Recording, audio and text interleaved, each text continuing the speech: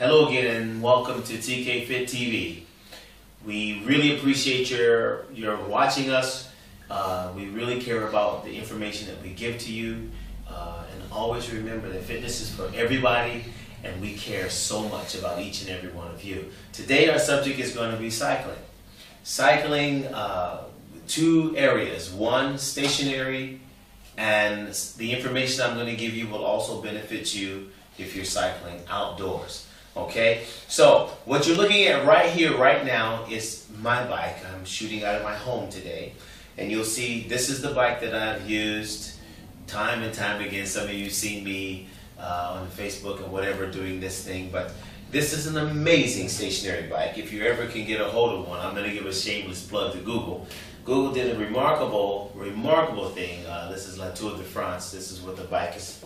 The title of the bike, but what they've done is they've actually taken the Google map and they've actually, when you're riding, you actually can program or ride anywhere in the world and the bike will literally move according to the course. And not only that, you can actually see where you're riding. I've ridden in Kauai, I've ridden home, I've ridden past my mother's house several times and she didn't even know it. Nevertheless, let's get back to what we're talking about. When you're riding a bike, you have to remember this. Especially, you want to prevent injury. The injuries that accompany improperly riding a bike are your knees, your lower back, and oftentimes your shoulders and your neck. This is important because if you don't get on the bike properly, or if you don't get the bike fitted properly, you're going to encounter these problems. So what I'm going to specifically address, which also applies to the street as well, a regular bike, is spinning. Spinning is a very popular sport, and these are for you people who really love to really just pour out your heart in a spinning class. I want to say to you, you have to be very careful, and hopefully this video will help you understand why it's important. First of all, when you have your stationary bike, or any bike, it is fitted to you. A bike is not just bought and then you sit on it and ride, because they want to make sure that you get the most out of your bike. Those who sell it to you, of course, and those who care. But when you get a bike and it's fitted to you, then it will not injure you. And this is the most important thing.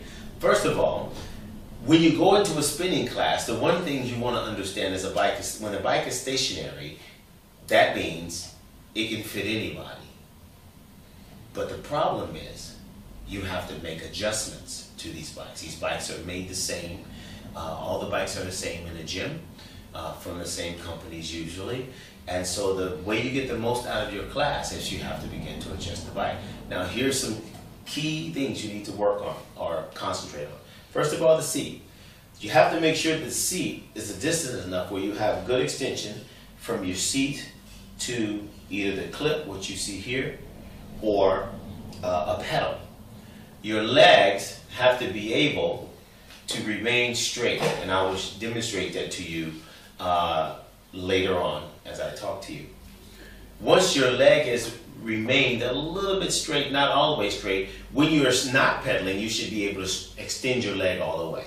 Why? Because this helps your blood to continually circulate while you're pedaling, okay? Which is very important because usually some people get cramps in their legs, things like that, for poor circulation. They're not getting enough circulation through the leg. Sometimes the leg get numb.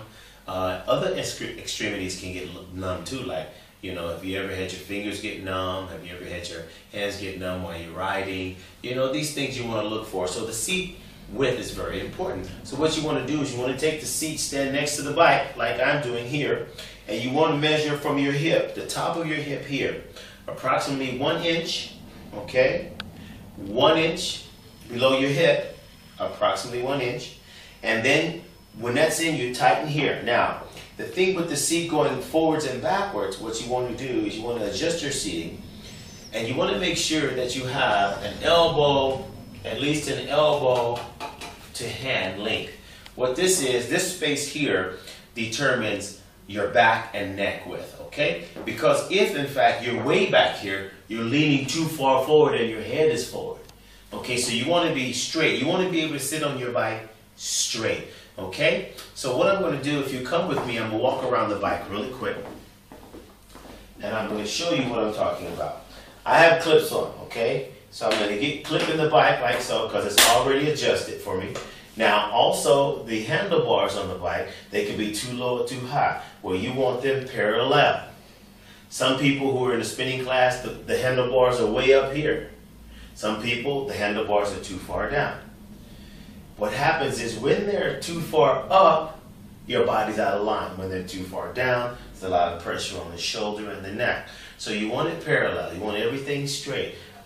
Because what this does is that allows you to get on the bike and remain straight as you ride. So when I'm clipped in here, what I'm going to do is I'm going to come around and sit on the bike. As you can see, this leg is straight.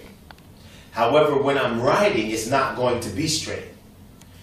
You see that I'm forward here. I'm just leaning forward enough. As you can see, my tricep is contracted.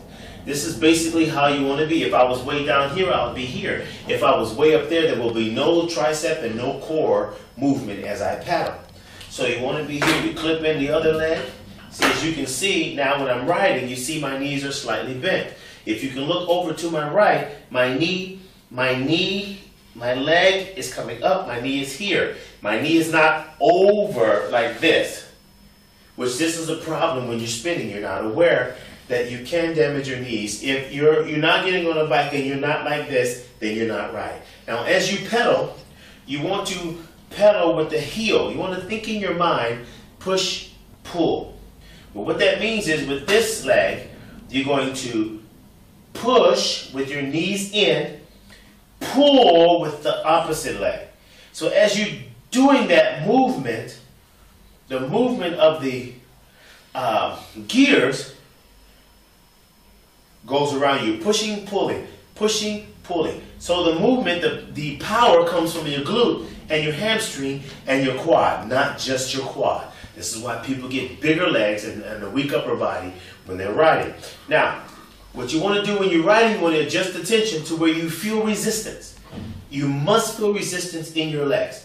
Without resistance, nothing changes. Without resistance, there's no fat burning. You're only sweating. You're sweating through aerobic exertion, and you're not changing the way your body looks. Spinning, cycling, whether you're mountain biking or you're road biking or whether you're doing an indoor class, the goal is to burn fat. Sweating is for everybody, but fat is only for those who are willing to make the sacrifice not only to engage muscle, but to maintain a sound diet in their life. Food is 70 to 80%. Never ever say you eat good. Look in the mirror. What you see is what you get. What you see is a reflection of what you're doing outside. More to come later. Thank you very much for tuning in. See you soon. God bless. Peace. Now I'm going for my ride.